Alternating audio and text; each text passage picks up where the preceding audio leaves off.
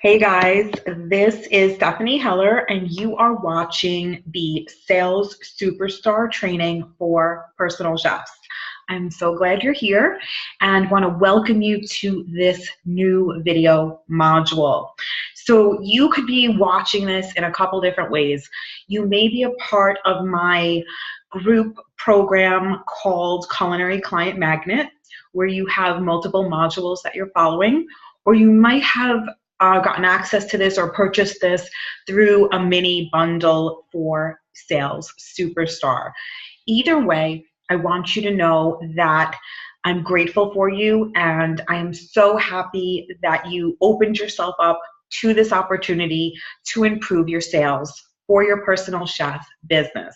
So if you're new to my world, I will give you a quick little intro about myself.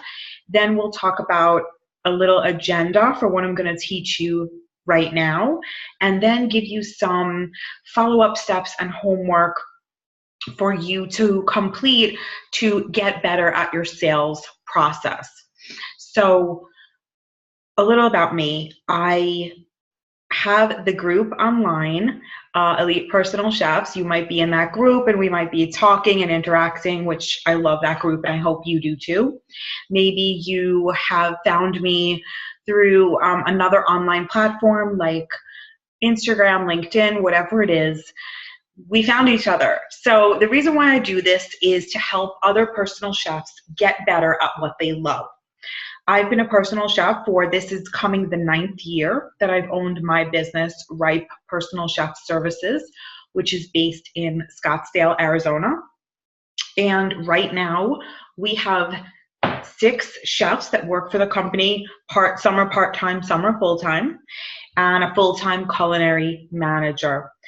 The last few months, actually the entire year, but especially the last 3 months, have been absolutely explosive in my business. And I'm going to share with you a little how that's happened and bits and pieces that you can take for you and your business. We regularly make over $15,000 a month in sales for personal chef services.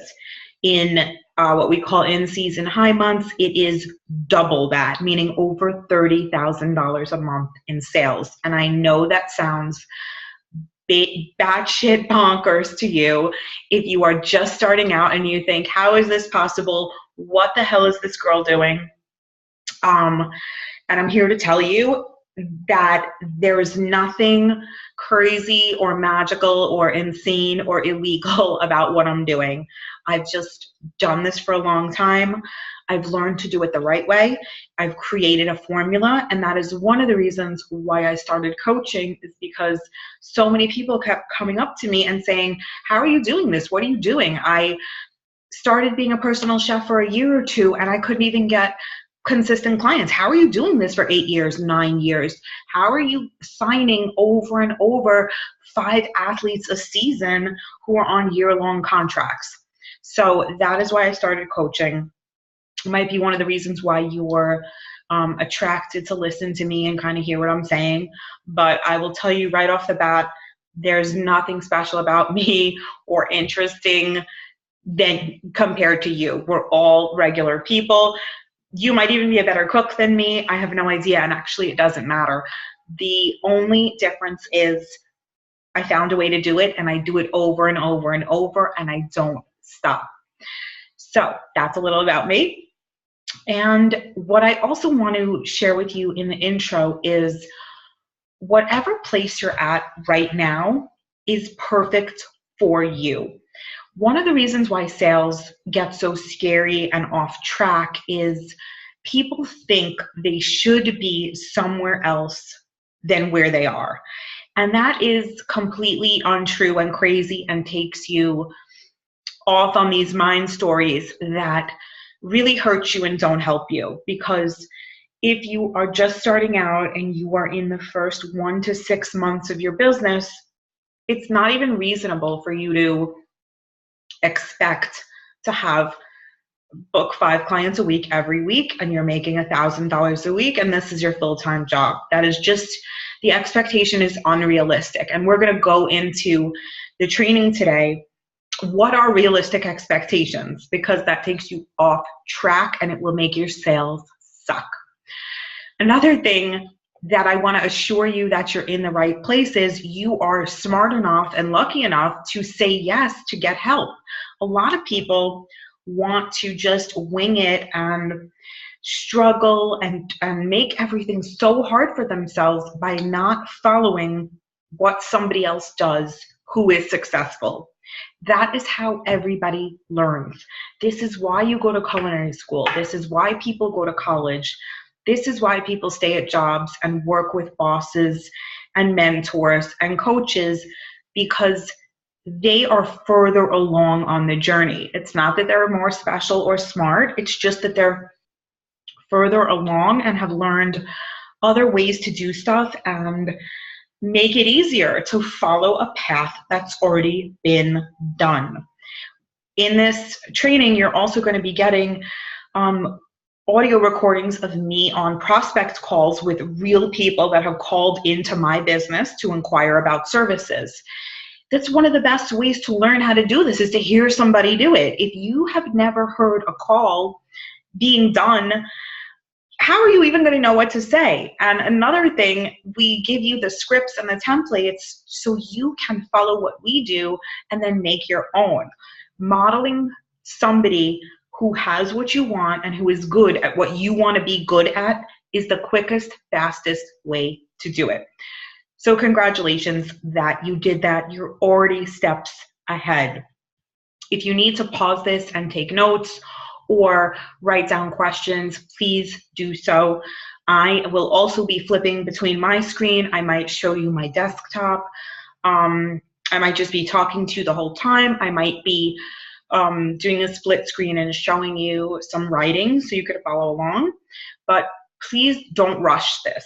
Sales and getting better at it is not something you learn in an hour or 5 hours. It's an ongoing journey that takes practice, that takes time. The most important thing is it's not just learning, it's putting it in practice.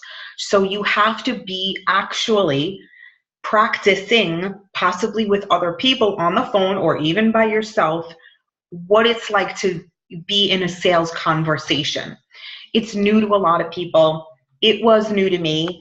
I have absolutely no sales background. I was not, one of those go-getter kids or people in college who had a side business and was selling stuff, a lemonade stand at a young age. I did nothing like that. Both of my parents were teachers. We had no entrepreneurs in our family whatsoever, no salesmen, nothing to that side of it where I learned anything like this.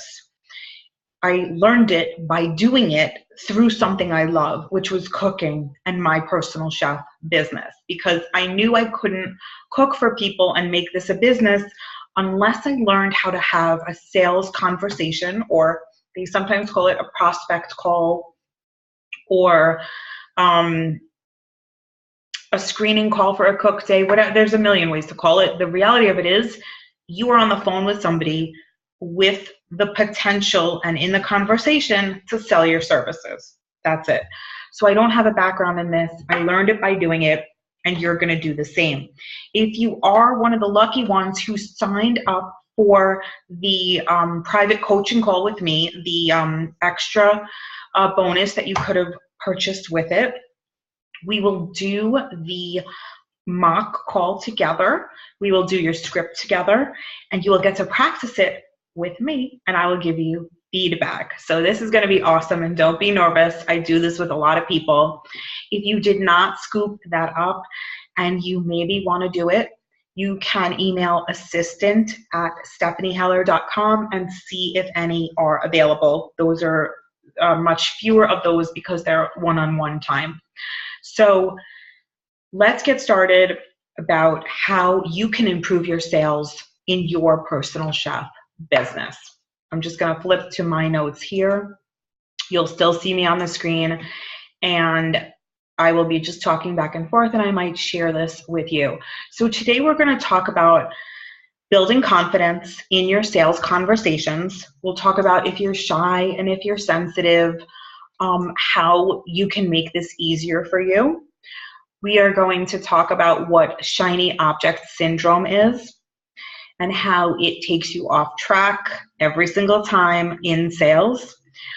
What does undervaluing yourself mean? I hear this a bunch in the Facebook group, and when people call to coach with me, they are so afraid to undervalue themselves. But what does this even mean? And is it something you should be saying? Does it have anything to do with you?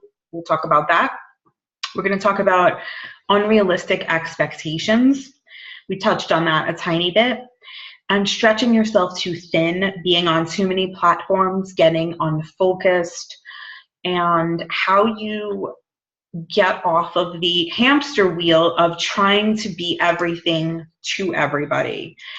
All of this directly affects your sales conversations, because positioning yourself as a leader and as an owner of a business is why people are going to get on the phone with you and book your service. If you are going crazy and with monkey mind and doing 100 different things, it's not going to work well for you. I'm going to teach you about a concept called the plate spinning entrepreneur. And we will also talk about the top killers of personal chef self-confidence. So many people are lacking self-confidence in what they're doing and who they are, which is why they can't talk about their services in the best way possible. So we will touch on that and hopefully break that barrier for you. And the last thing we'll talk about is getting yourself in the right headspace before the call. Because when you're on the call with a person and you're nervous and you don't know what you're going to say, and you either want it to be over or you're blabbering about all sorts of things you don't need to, that's going to hurt your chances of a yes. So we want to get yeses and we want to get clarity, and we will get into how to get into the right headspace before the call. Then we're going to do some questions from people that are current clients that have either contacted me about this or it's part of their program. And I'll do like the top 5 questions that people ask relating to this teaching, and hopefully that will help you. You will also get a chance to ask questions and interact in the Facebook group, and you can always email my team at assistant@stephanieheller.com. So everybody get relaxed, get a drink. I have a Starbucks here. Take out a pen and paper, write some notes, and we'll get started. So the first thing I want to talk about is the shiny object syndrome. What does that mean? This relates to a ton of things, but in business and sales, it specifically relates to any new way or any new person or any new formula or any new activity that is going to take you off track and be shining in your face and get you confused and stopping what you're doing and doing something else. I do this with my kids all the time. We'll take a toy, we'll wave it in front of their face because I want to distract them from crying, from seeing their empty bottle, from whatever it is, a loud noise that happened. And that's how I get to distract them. I wave something in front of their face, and in 2 seconds, they're off on something else. And they're happy, and they are doing what I want them to do. Shiny object syndrome with entrepreneurs is the same thing. We're always looking for something new, something exciting, some way to get an edge, and possibly shifting gears all of the time. Especially with the internet and the way that information travels now, the speed of it and the frequency, especially because 80% of what's on the internet is free. You think, oh, that's no problem. I'm going to read 30 articles about this, or I'm going to take 5 different courses on sales. All of these things can be helpful, but most probably for most regular entrepreneurs like you and me, It is very distracting and damaging because you can't gain any traction when you're constantly switching between two different things or 20 different things. If you are on platforms talking about your service, and instead of being on one platform and doing it really well every day, building a base, you spread yourself out to 30 platforms or like even the top 5, it will hurt you because you're going really thin and not deep. So it's going to be hard to get that kind of traction and especially build the self-confidence. The plate spinning entrepreneur has to do with this shiny object syndrome. And here's the analogy of it. And I learned this from someone who I coached with 3 years ago. We did private coaching together, and she is a very fierce entrepreneur, business owner. And she explained it like this pretty well, because we're all going through this right now, no matter what stage you're at, is entrepreneurs are always spinning a bunch of different plates in the air. We have to wear a billion hats and do most things, especially in the beginning, by ourselves. So when you're just starting, you are doing graphic design, you're doing sales, you're doing marketing, you're also doing the cooking, you're doing cooking lessons, you are doing technology related things.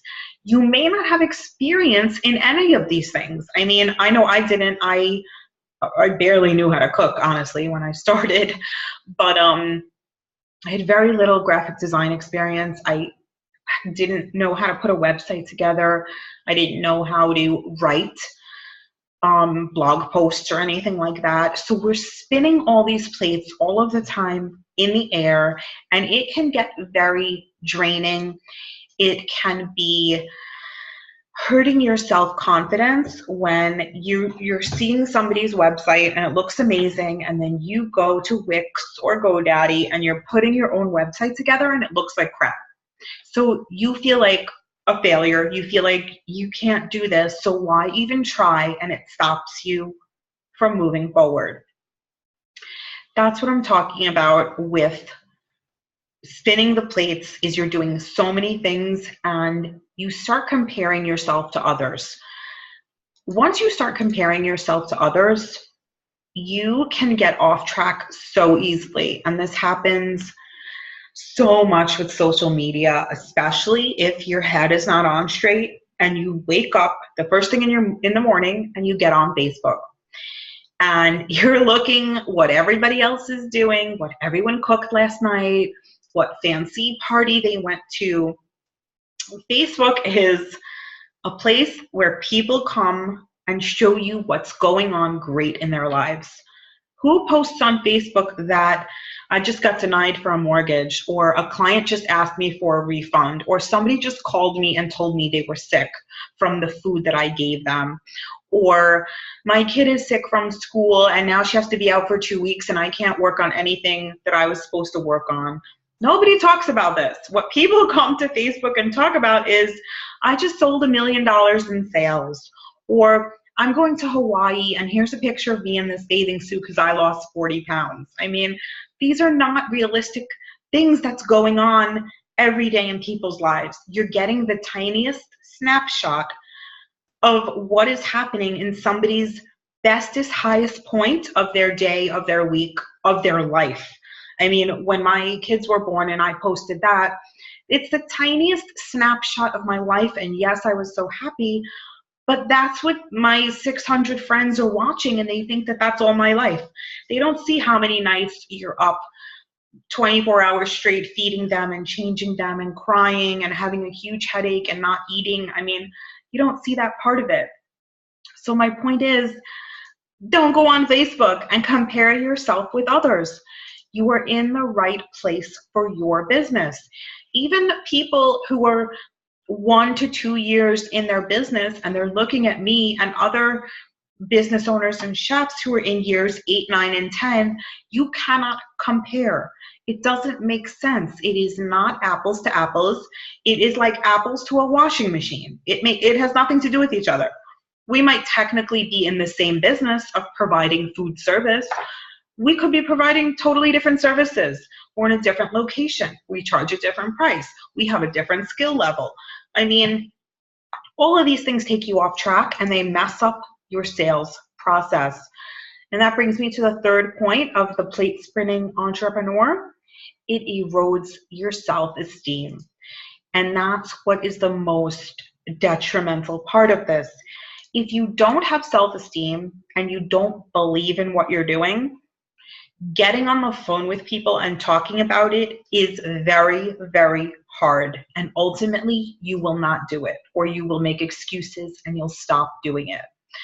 So this is where I want to draw your attention. And when you compare yourself to others, it erodes your self-esteem. The next part is you stop what you're doing, meaning any marketing or any path that you are on, and you start second guessing everything that you're doing because you see somebody doing something else or making more money or getting books every day. I should do what they're doing, or what I'm doing is not good enough. I'm not moving fast enough. Whatever you're telling yourself, it is getting you off track. And then you're second guessing yourself. Okay, you've eroded. Let's start from the beginning. Shiny object syndrome. You're comparing yourself to others. You're now eroding your self-esteem. You've stopped what you're doing. You start second guessing everything you do in your business.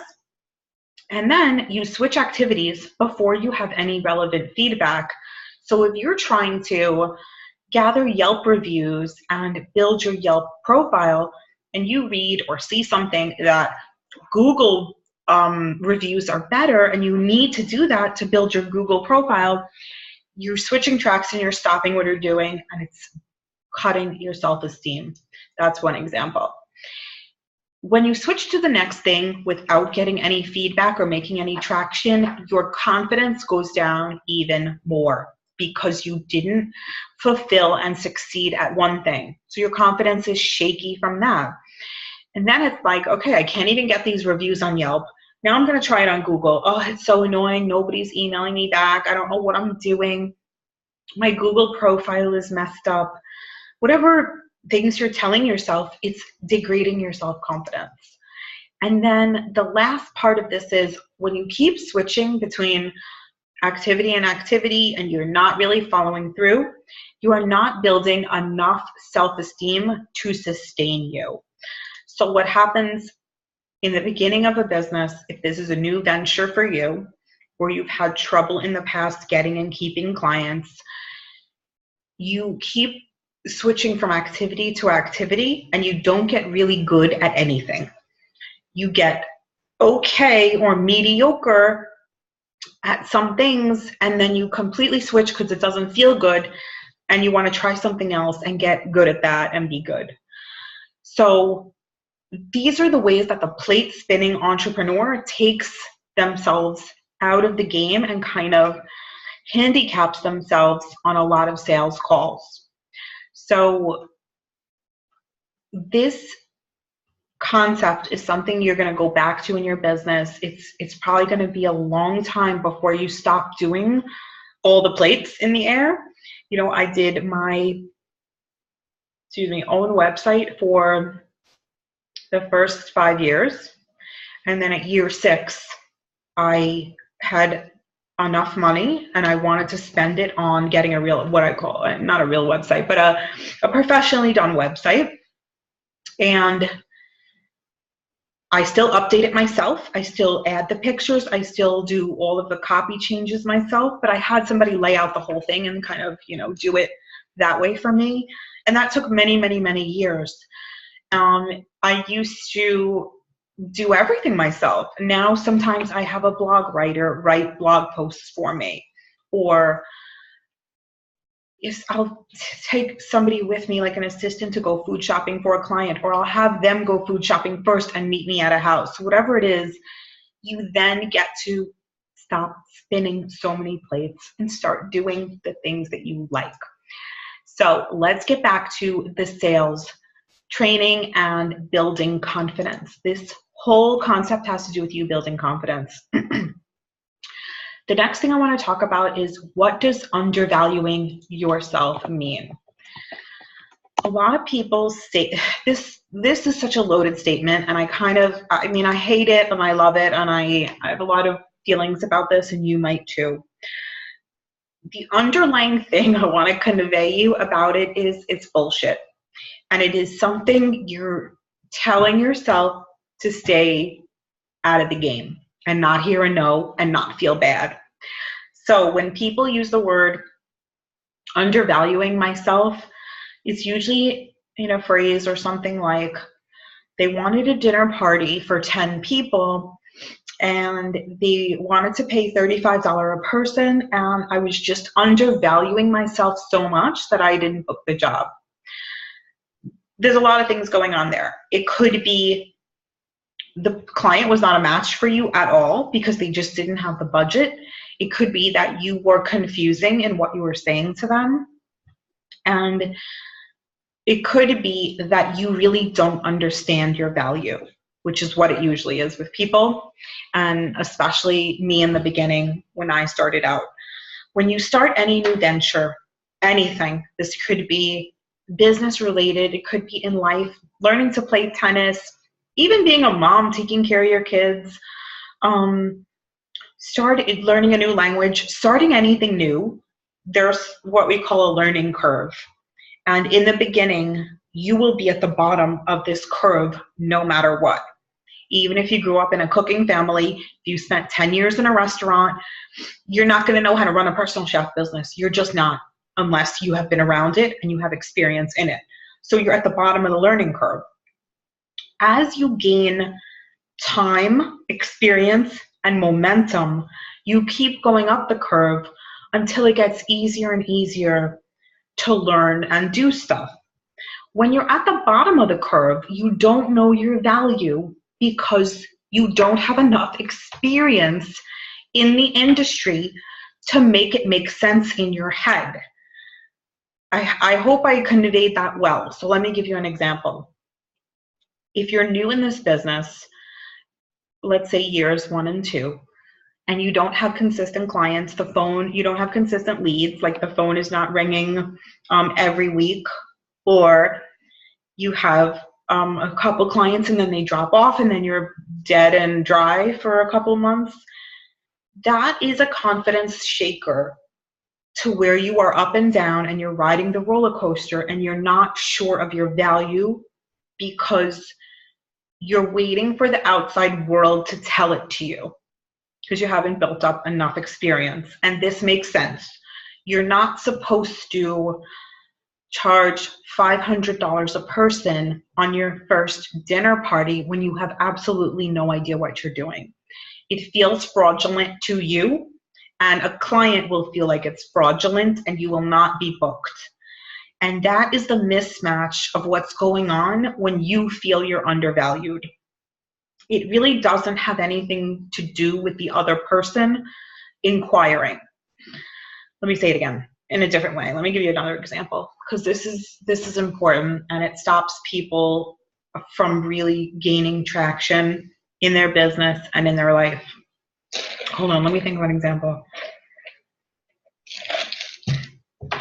Okay, so if you were starting out and your phone's not ringing constantly, you're hanging on every call to say yes, and people are trying to get your rate lower and lower, you're going to tell yourself a story that they are trying to undervalue you, when that's not what's happening. What's happening is you don't have enough concrete experience to associate any value to it. So when somebody calls and you say dinner parties are $80 a person, and you've done none of those, or you've only done 3 of those, and somebody says, I'm not going to pay $80, I want to pay $40, and you think they're trying to lower your rate, and they're not valuing you because you're putting your value at 80 and they're not matching it, then you feel like this isn't working and I don't want to do this and I don't want to hear a no again, so I'm doing something wrong. You're not doing anything wrong. You just haven't built up your own confidence with experience in this business to know your own value. Pause this and listen to that again, because I think those last 3 minutes were really important. And it's a little bit of a hard concept to get. So how do you build the value in yourself? That's what it is. You're not selling that value to somebody else. You're not getting somebody else to buy that value. It's your job to build it up in yourself. The way you do it, just with any new activity you take on, tennis lessons, dancing lessons, hanging out with your kids, learning a new language, changing the way you think about something, is by engaging in the activity over and over and over, either with help from somebody who's teaching you or through trial and error by yourself. If you're not engaging in the act over and over, you will not be building any type of momentum or confidence to establish value in yourself. I'll give you an example. When you're learning, some people learn languages really easily. Sometimes you meet people, they know 4 or 5 languages, think nothing of it. I'm the worst at languages like you've ever seen. But it's a story I tell myself over and over because I've never spent enough time, energy, and money into really learning a language. It is very embarrassing to me. It's very hard. It is, I don't want to look stupid. I don't want to fail. My husband is Israeli, and I've lived in Israel for years. And I know Hebrew, but nothing like I should.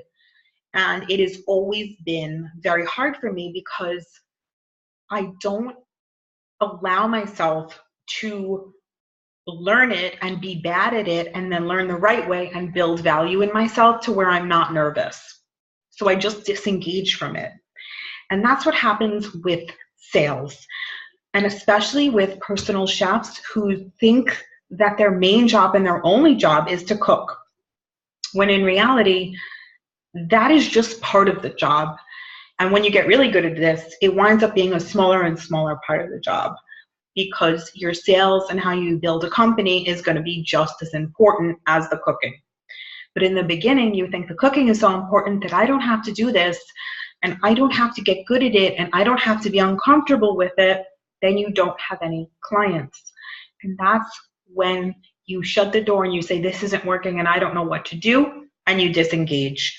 So you don't have any value in yourself, and then you project that onto anyone that calls you. Here's another example of building value in yourself.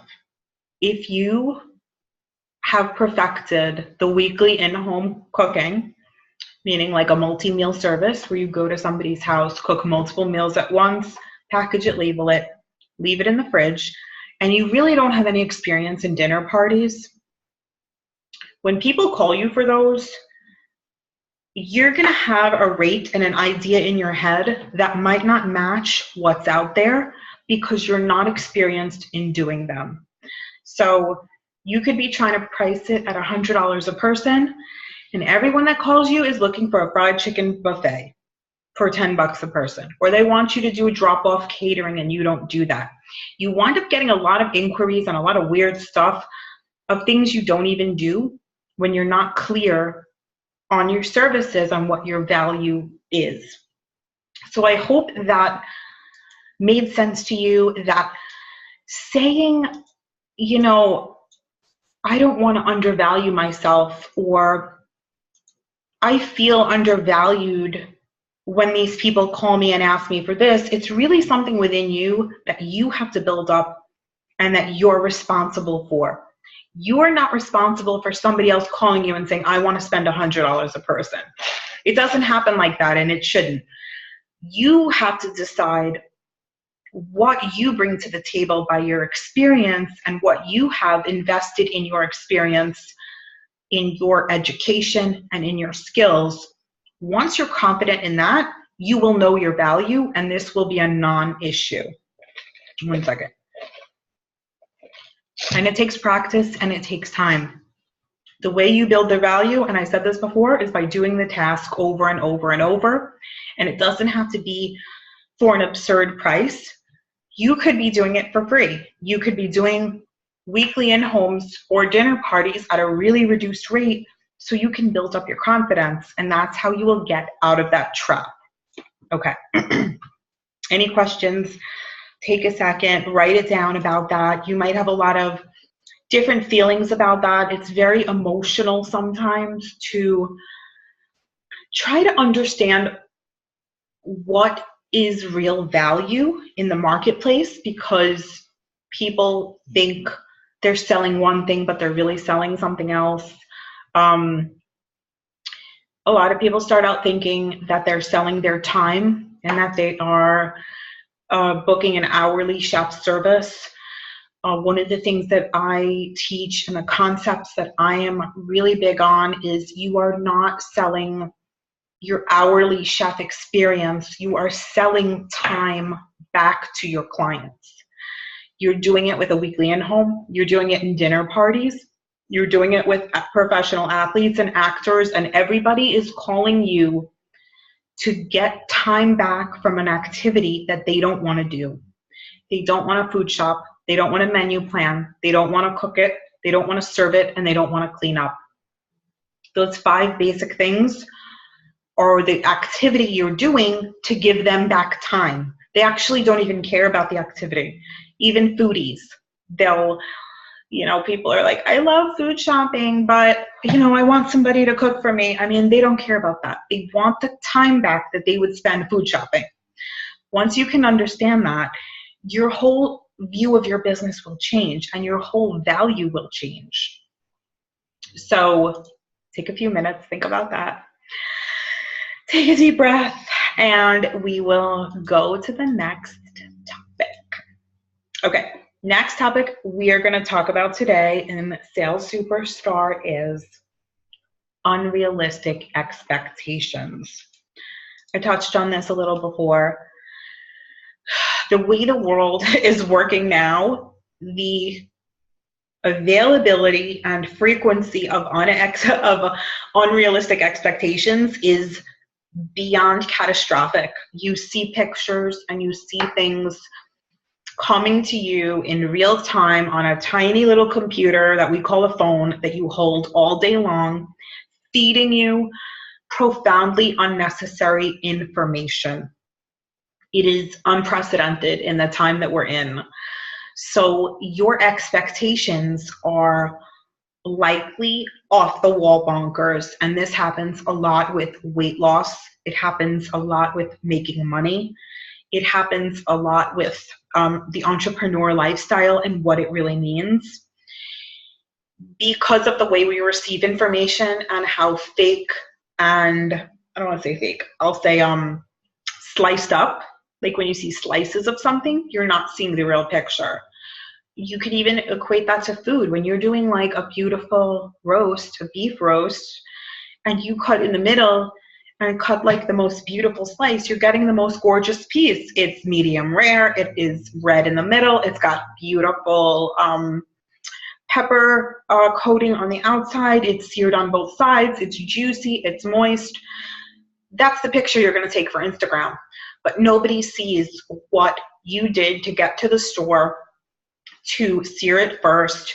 Maybe you're putting some other dressing or brine, or you're setting it up before. Nobody sees the 3.5 to 5 hours you're doing it in the oven. Nobody sees the little end pieces that got burned. You're splicing, you're watching splices of people's lives together and thinking that that's real. And it is not a true picture of what's going on.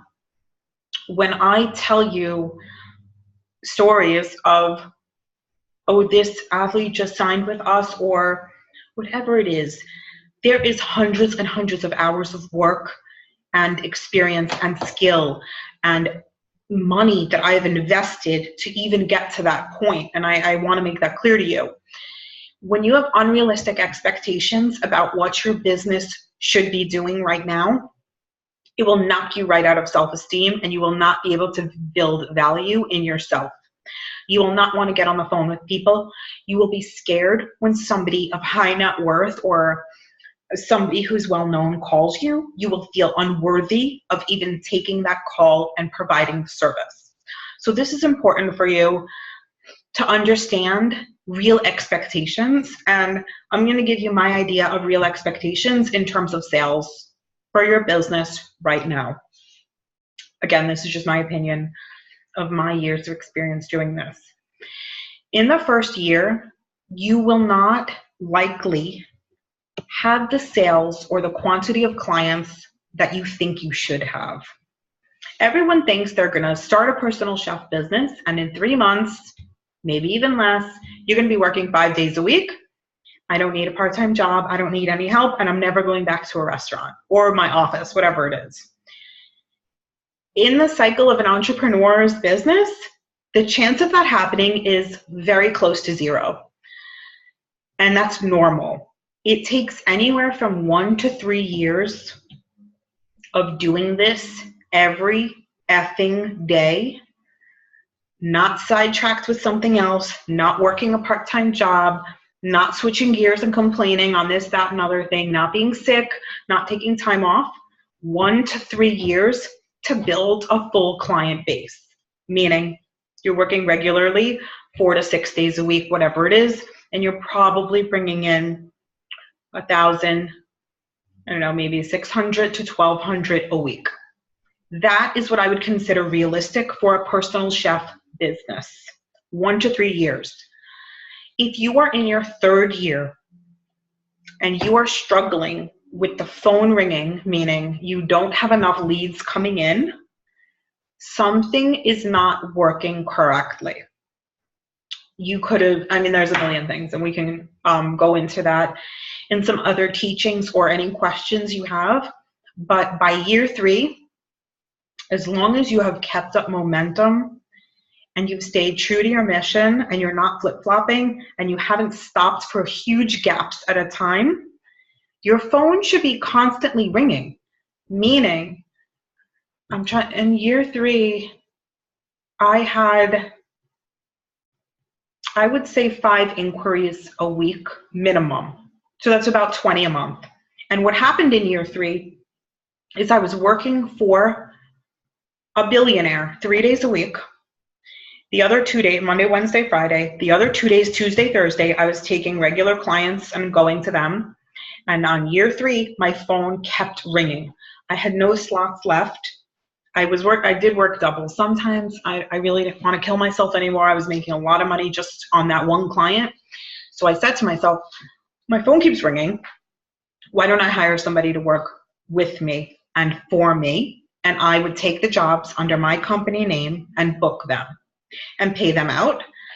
And they would be a client of my company and they would be my chef subcontractor.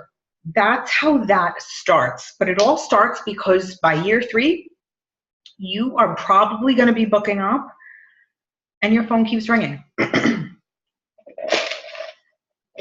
If that's not happening for you, make a note of it. It doesn't mean you're bad or you're wrong. It just means something needs to be tweaked or looked into. Because that's the turning point of when you really get the opportunity to see, is this a real business? Am I just somebody standing in somebody's home cooking? Did I just create a good job for myself? Or am I really a business owner? That shift happens usually between years 3 and 5. And it's a very important shift. It's not the topic of today's thing, but think to yourself, is that something you want to work toward? If you're here just to create a job for yourself, or just to pay your rent, or just do the things you want to do and don't really have any long-term goals for this, your plan might be different. If you want to be a business owner of a personal chef service that has other chefs work for them, that is able to take on bigger and bigger high-end clients, that's something you also have to plan for, and you'll have to do it in your sales conversations also. So we're talking about unrealistic expectations and what it might lay out like in your business. Going back to years 1 to 3, a lot of things could happen in that time. The most like, I don't, what's the word for this? The most, likely the biggest battle you're fighting is with yourself. It's not going to be with the people that call you or your purveyors, the food store. It's not going to be with your skills or the culinary school journey. The battle during that time is with yourself, because it is like, how do I keep up momentum? How do I keep my mind in the game? How do I stay focused when I might not be getting where I want to fast enough, or maybe I had pretty good big things happen in the beginning and they all dried out. Your battle is with yourself during that period, and that is the hardest part. And that's probably why you're here, to stay alive and stay afloat during that time, and to know that you're not alone, and to know that there is a point to all of this and it is worth it. So get with your expectations, be realistic, stop looking at what other people are doing, and focus on yourself and why you're doing this. The last part of this portion is going to be stretching yourself too thin and it being on too many platforms. You want to just think about it as when you have a salad dressing and it is really thick and it's flavorful and it's tasty and it could go on anything, and then you start adding water to it, shaking it up and diluting it. You're diluting the flavor, you're diluting the look and the feel of it. It kind of changes what it is. It might still be a dressing, but it's not in its original form and it's not as powerful. That's what happens when you stretch yourself too thin. And this happens not just on social media platforms, this happens in people's lives with all sorts of activities that you're engaged in that have nothing to do with your end goals, or you have no end goals. So people contact me for coaching and they want to be a personal chef, but they work 90 hours a week in a law firm as a paralegal.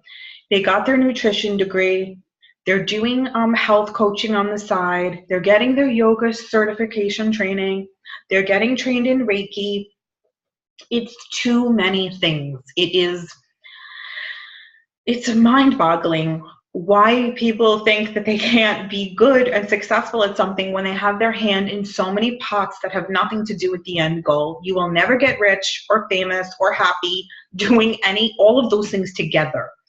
You have to focus on one thing at a time. There's no such thing as multitasking. This is a proven fact. Multitasking really is your brain switching back and forth from activity faster and faster to make you appear to be doing two things at once, but you are not. And it erodes your focus and your self-confidence. So don't get caught in that trap of stretching yourself too thin. Okay, let's take a breath, everybody. Breathe in and out. We talked about plate spinning. Let's talk about the top killers of your personal chef confidence. Number 1, comparing yourself to others. Number 2, having unrealistic expectations about where your business and your income should be. Copying other people's offers and services. If you copy somebody else's offer and services, it's not going to be authentic to you, and you will not know your value. That's when you get into, I'm undervaluing myself. No, you're not. You're copying off what somebody else saw and you don't understand it. So you don't feel good about it and you don't feel connected to it.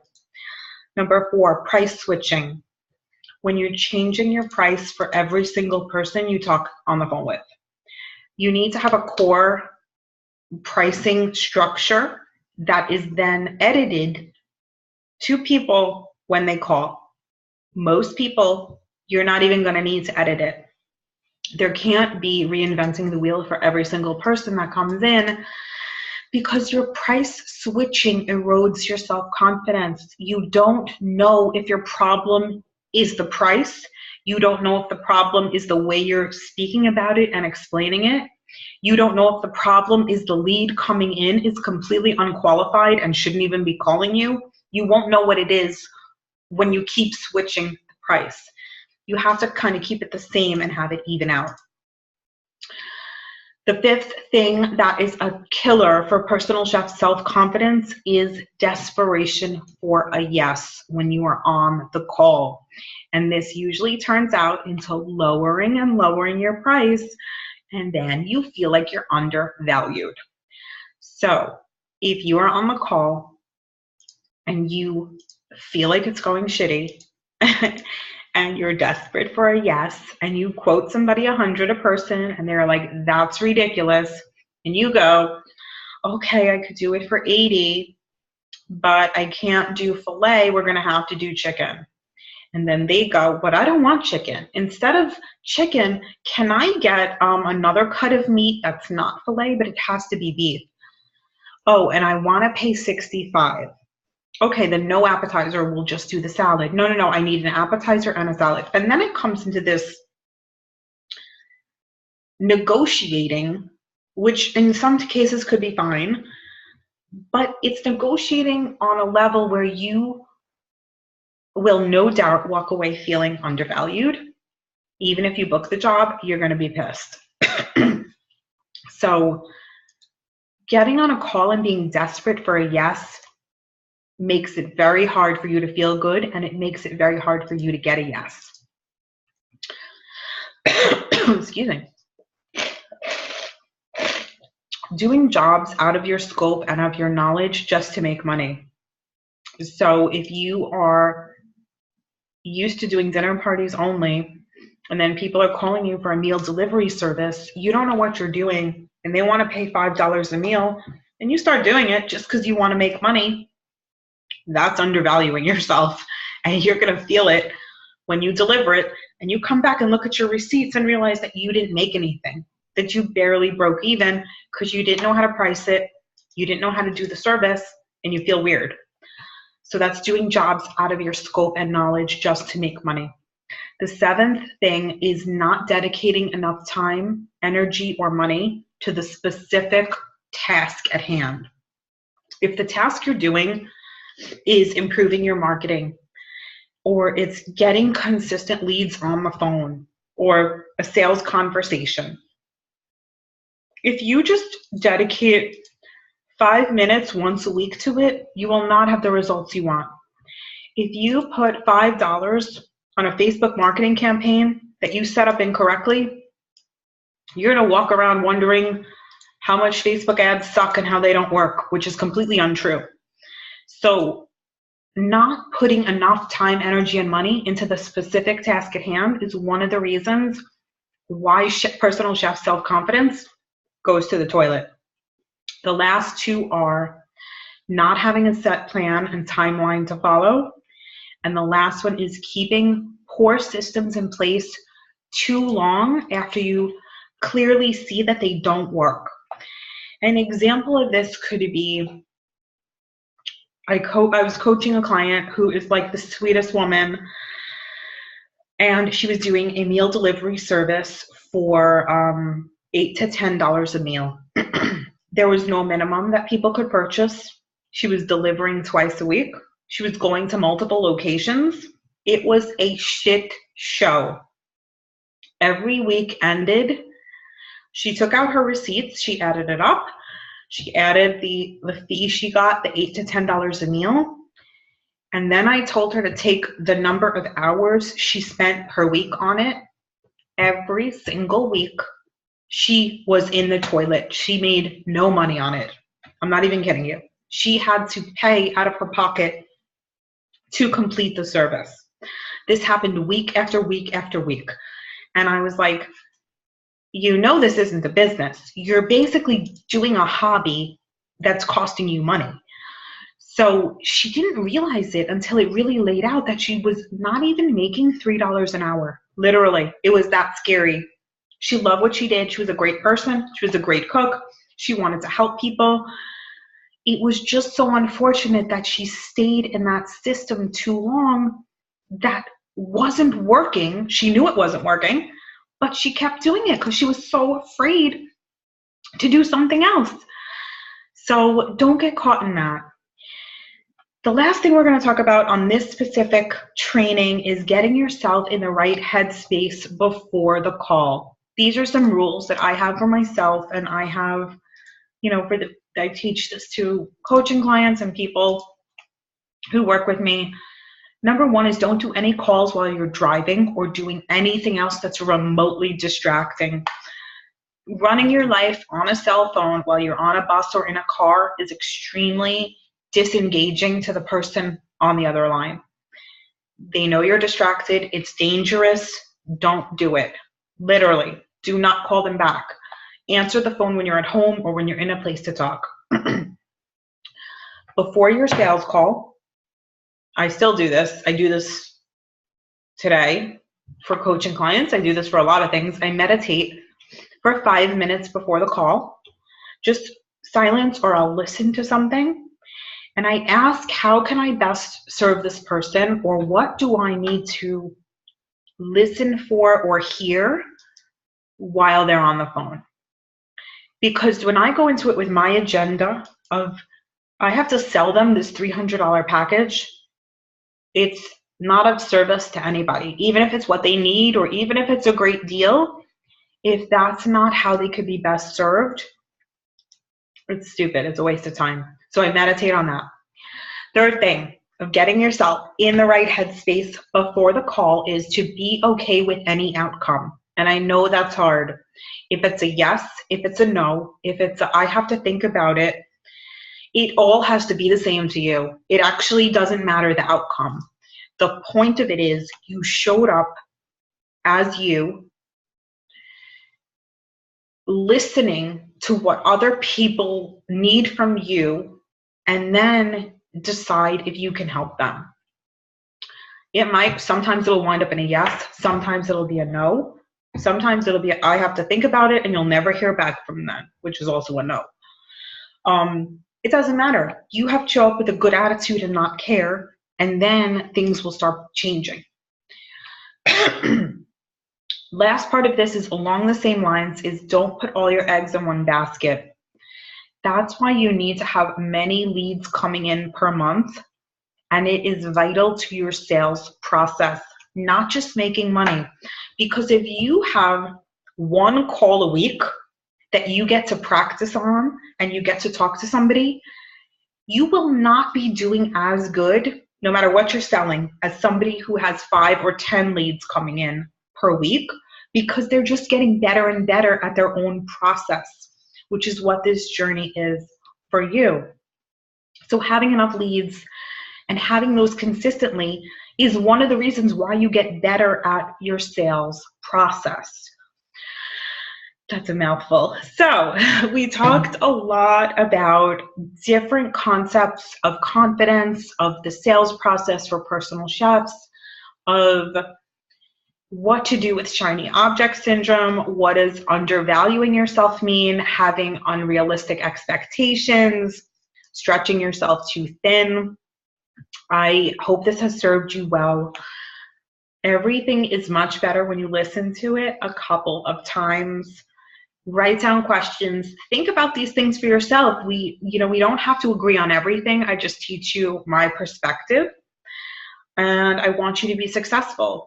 So take the rest of this bundle and this module. You have so much information here with email scripts, of telephone scripts, how to actually position yourself in sales, not just selling your hourly fee, but selling time back to people, getting the language down, getting the processes down.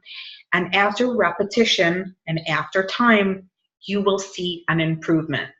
A realistic expectation is, and this isn't even a joke, to get a yes or to close in a paid sale anywhere from 10 to 30% of the calls that you get. So if you're getting 10 calls a month, getting a yes from 3 of them, 30%, is good. It is. Usually, depending on if they're qualified leads and kind of the time of year, we could get up to 50%, meaning 10 people call, 5 of them are a yes. That's very rare.